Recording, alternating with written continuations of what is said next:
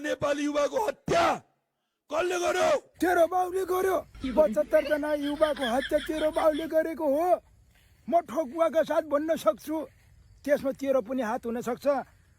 त मुला बलात्कारी। हामीहरू मध्ये कसैलाई गएर प्रधानमन्त्री बनाउने हो भने अहिले चलाएको भन्दा राम्रो चलाउँछौ यति। बनिस मन्त्री त सारा बाख्रा छु। तिमीहरूले गरेका हल्लाले मेरो भुत्ला पनि झर्दैन। ल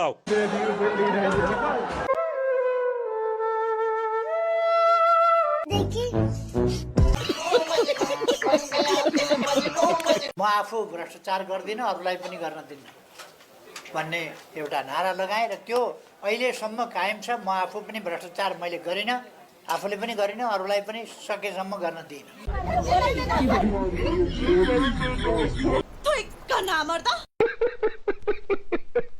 शुभ यात्रा भन्यो, शुभ यात्रासम्म नभन्ने उपमेयरलाई दिन्छु त म। शुभ यात्रा भन्नु पर्दैन। यसलाई कम गर्नका निम्ति मेरो ठाउँबाट जति काम गर्नु पर्थ्यो त्यो गर्न नसकेकोमा सबभन्दा पहिला त माफी माग्छु। जेनजी आन्दोलनले उठाएका मुद्दाहरू सर्वस्वीकार्य छन्।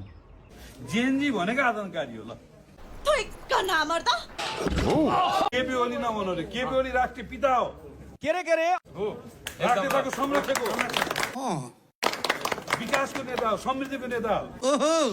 केपी ओली प्रधानमन्त्री भएर केपी ओली बा हुने होइन, केपी ओली साँच्चीकै नेता भएर बा हुने।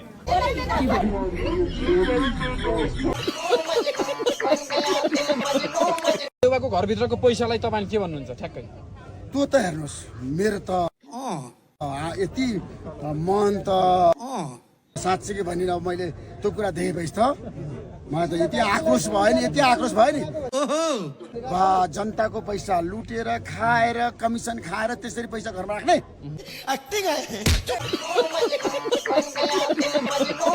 केपी ओली दाइलाई 3 पल्ट I love you, I love you, I love you, I love you KP Oli.